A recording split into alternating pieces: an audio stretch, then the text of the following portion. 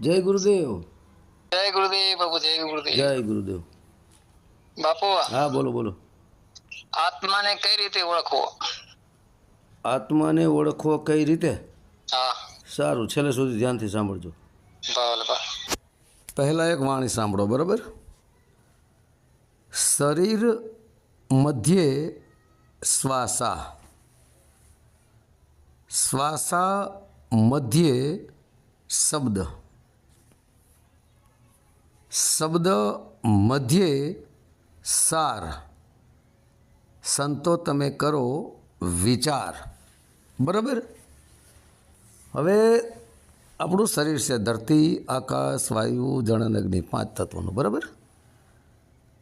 તો કહેવામાં આવ્યું છે કે શરીર મધ્યે શ્વાસા, મધ્ય એટલે વચોવચ થાય. તો આપણી નાભીથી ડાબી અને જમણી નાડી સુધી વચમાં જ આ શ્વાસોશ્વાસની ક્રિયા ચાલી રહી છે. બરાબર? શરીર મધ્ય શ્વાસા મતલબ શરીરની મધ્યમાં વચમાં નાભીથી શ્વાસ આવન જાવન કરી રહ્યો છે. આ શરીર મધ્ય શ્વાસા. બરાબર? હવે શ્વાસા મધ્ય શબ્દ બહુ જોરદાર ઇશારો છે, ધ્યાન દેજો ભગત. શું કીધું છે? શ્વાસા મધ્યે શબ્દ. બરાબર? હવે શ્વાસની મધ્ય એટલે શ્વાસની વચોવચ શબ્દ. મધ્ય એટલે વચમાં. શ્વાસોશ્વાસની ક્રિયાની વચમાં શબ્દ છે. જેમ આપણે શ્વાસને બહાર કાઢીએ છીએ અને અંદર ખેંચીએ છીએ, એની વચમાં શબ્દ ચાલી રહ્યો છે. સમજો ધ્યાનપૂર્વક. શ્વાસને ખેંચો અંદર, સો બહાર કાઢ્યો, હમ સો હમ સો હમ. ક્યાં ચાલી રહ્યો છે? શ્વાસની અંદર ચાલી રહ્યો છે. મધ્ય એટલે અંદર, વચોવચ સેન્ટ્રલમાં ચાલી રહ્યો છે ને. સોહમ સોહમ. બરાબર? એ જ શબ્દ છે શ્વાસા મધ્ય શબ્દ. એ જ સોહમ શબ્દ. એને જ અનહદ પણ કહેવાય છે. એને જ નિજ નામ પણ કહેવાય છે. નિજ એટલે આત્માને એનું નામ સોહમ. એ જ સોહમને 52 અક્ષરથી બહાર પણ કહેવાય છે. આ લખવા, વાંચવા, સાંભળવા, બોલવામાં જે આવે ને, એ સોહમ શબ્દ નહીં હો. ઓટોમેટિક જે ચાલી રહ્યો છે એને સુરતા દ્વારા જ સાંભળી શકો. આ કાનની ઇન્દ્રિયથી ન સંભળાય. સુરતા જ્યારે સ્થિર થઈ જાય, મન જ્યારે અમન બની જાય, શૂન્ય અવસ્થાને પ્રાપ્ત કરે મન, ત્યારે સુરતાની આ સ્થિર થાય ને ત્યારે સોહમ શબ્દ પ્રગટ થાય. બરાબર? તો આ શ્વાસા મધ્ય શબ્દ, શરીર મધ્ય શ્વાસા, શ્વાસા મધ્ય શબ્દ, એ જ સોહમ શબ્દ. હવે કહે છે કે શબ્દ મધ્ય સાર. ધ્યાન દેજો. હવે શબ્દ મધ્ય સાર.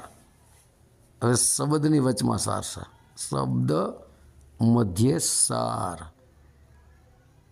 વચવા ચાલી રહ્યો છે ને શબ્દ. તો એની મધ્યે સાર કેવી રીતે છે? તમે જપો, સોહમ સોહમ, અજપમાં વયા ગયા, ઓટોમેટિક ચાલવા લાગ્યો. સોહમ સોહમ, પ્રગટ થઈ ગયો સોહમ શબ્દ. સોહમ સોહમ સોહમ. બરાબર? પછી અંદરની હમરૂપી સુરતા, હમરૂપી આત્મા, 100 રૂપી પરમાત્મા મળી ગયો. કારણ કે પરમાત્મા બહાર છે. સોહમ એ આત્મા પરમાત્માનું મિલન જ છે.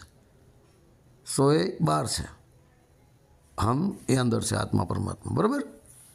ત્યાં સુધી પહોંચવા માટે આ જે સોહમ શબ્દ છે, એ હમરૂપી જે આત્મા છે 100 રૂપી, એ શબ્દની અંદર સમાય છે. 100 રૂપી શબ્દની અંદર. 100 ને પરમાત્મા પણ કહેવાય. હવે હમરૂપી સુરતા કહેવી હોય તો 100 રૂપી શબ્દમાં સમાણી. પછી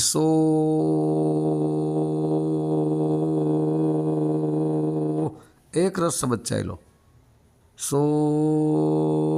સોની પાછળ શું લાગ્યું? ઓ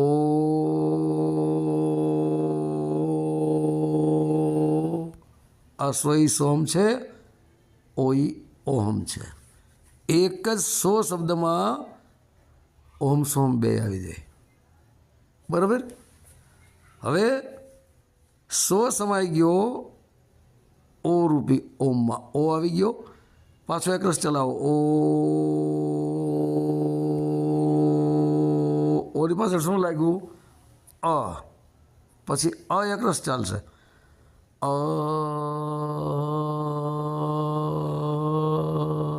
હવે આની પાછળ કોઈ બીજો લાગશે નહીં. સો ઉપર કાનૂન માત્ર હતા, ઓ ઉપર કાનૂને માત્ર હતા, પછી એક જ અક્ષર વધ્યો. બરાબર. જેમ કે હું ઘણી વાર બોલું છું કે તમે સોહમ લખો, એમાંથી સને હટાવી દો એટલે ઓમ વધ્યો. એ ઓની ઉપર કાનૂન માત્ર આવે. બરાબર. પછી ઓની પાછળ એક શબ્દ ચાલશે, એક રસ. આની પાછળ કોઈ અક્ષર લાગશે જ નહીં બીજો. ત્યાં કાનાય નથી ને માત્રાય નથી. એક રસ શબ્દ ચાલતો રહે, એક રસ ધૂન ચાલતી રહે. એમ આગળ વધતા વધતા એક અક્ષર જે છે એ પણ બંધ થઈ જશે. અક્ષરાતીત, વાણીતીત, શબ્દાતીત, નિર્વાણી, જ્યાં વાણી પણ નથી, મનને વાણી જ્યાં પહોંચે નહીં. એક વાણી હું બોલ્યો છું ને, અદરા અમર થઈ રહી છે, ત્યાં અક્ષરોય નથી ભગત, શબ્દોય નથી, વાણીય નથી, પણ શબ્દનો સહારો લેવો પડે છે. સુરત શબ્દિયો કરવો પડે છે. સુરતા સોહમ શબ્દની સાથે જોડાવી પડે. પછી સુરતા સોહમ સ્વરૂપ થઈ જાય. સોહમ પછી 10મા દ્વારને ખોલીને આત્મ સ્વરૂપને પ્રાપ્ત કરે. સ્વયં આત્મ સ્વરૂપ બની ગયા. ત્યાં સોહમ સમાઈ ગયો આત્મ સ્વરૂપમાં. સુરતા સમાણી સોહમમાં. સોહમ એ ગુરુ છે, સુરતા શિષ્ય છે. ગુરુ શિષ્ય એક થઈ ગયા, સોહમ સમાઈ ગયો. પછી આત્મામાં અહીં ગુરુ શિષ્યનો સંબંધ પણ પૂરો થઈ ગયો. સવાદાસ બાપુની વાણી પ્રમાણે નર્તન નગરીમાં વિવાહ થયો, ત્યાં ન મળે કોઈ નર કે નાર. પરણે શબ્દને સુરતા નાર. શબ્દને સુરતા નાર પરણી ગયા. પછી નર્તન નગરીમાં વિવાહ થયો, ત્યાં ન મળે કોઈ નર કે નાર. નર્તન એટલે દેહથી વિદેહ, તન વગર. ન્યા ન મળે નર કે નાર. ન્યા શબ્દરૂપી નર પણ નથી અને સુરતારૂપી નારી પણ નથી. ત્યાં બધું ઉડી જાય. ઘણી વાણીઓમાં કહું છું કે શબ્દ કહું તો શબ્દ હું નહીં, શબ્દ હે માયા કી છાયા. શબ્દથી ઉપર અકેહ જે કહેવા, વાંચવા, લખવા, બોલવામાં ન આવે. નિર્વાણી વાણી નથી. વાણી કયો શબ્દ કયો. ની અક્ષર જે અક્ષરોય નથી. અક્ષર હોય તો શબ્દ બને ને. ગીતાના મત પ્રમાણે છર પુરુષ, અક્ષર પુરુષ ને પરમ અક્ષર પુરુષ. છર પુરુષને મન કીધો છે, 52 અક્ષર કીધા છે. અક્ષર પુરુષને આત્મા કીધો છે, પરમ અક્ષર પુરુષને પરમાત્મા કીધો છે. જ્યાં કોઈ અક્ષરોથી ઉપર અક્ષરો હોય જ શબ્દ બને ને. શબ્દ જ નથી. હે એ છે છેલ્લો સ્ટેજ જ્યાં શબ્દો ખતમ થઈ જાય છે. સર્વત્ર પરમાત્મા હિ પરમાત્મા. પરમાત્મા સિવાય બીજું કાંઈ નથી. આખી દુનિયામાં બધું પરમાત્માનું સ્વરૂપ. ધરતીમાં આખું પરમાત્માનું સ્વરૂપ. ધરતી આવી, જળમાંથી જળ આવ્યું, અગ્નિમાંથી અગ્નિ આવ્યો, વાયુમાંથી વાયુ આવ્યું, આકાશમાંથી. હે આકાશ પ્રગટ થયો 3 ગુણમાંથી, 3 ગુણ પ્રગટ થયા સુરતામાંથી, સુરતા પ્રગટ થઈ આત્મામાંથી, આત્મા આવ્યો પરમાત્મામાંથી. પતી ગઈ વાત. તો આત્માને ઓળખવો કેવી રીતે? આત્માને ઓળખવો આવી રીતે. શ્વાસોશ્વાસની ક્રિયામાં સોહમ શબ્દમાં ધ્યાન લગાવો. અનેક ઓડિયોમાં હું બોલી ચૂક્યો છું. તો જ આત્મા ઓળખાશે, બાકી અસંભવ. બધા સંતો કહે છે ને કે આત્માને ઓળખો, આત્માને ઓળખો. ઓળખો કેવી રીતે? એ તો કોઈ કહેતું નથી. તો એમ કહે કે અમારા ગુરુ પાસે આવો, અમારી પાસે આવો, એટલે ફસાવી દઈએ, કંઈક લોલીપોપ પકડાવી દઈએ. સ્વયં તમારી અંદર ઓલરેડી સોમ શબ્દ ચાલી રહ્યો છે, કોઈની બનાવટ નથી. ડાયરેક્ટ સીધો આવ્યો છે, પ્રકૃતિ અનુસાર હાલી રહ્યો છે. હલાવનાર સ્વયં આત્મ પરમાત્મા જ છે ને, બરાબર. સાચા ગુરુ તમને જ તમારી વસ્તુ બતાવશે, તમારી અંદર જે ચાલી રહી છે. ઘરનું કાંઈ જોડશે નહીં. તો આત્માને ઓળખવો કેવી રીતે? તો આત્માને ઓળખવો સોહમ શબ્દનો સહારો લઈને.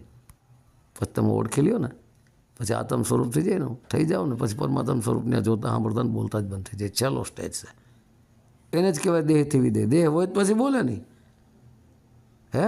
બાકી શબ્દને તમે જાણીને દેહમાં આવી શકો છો.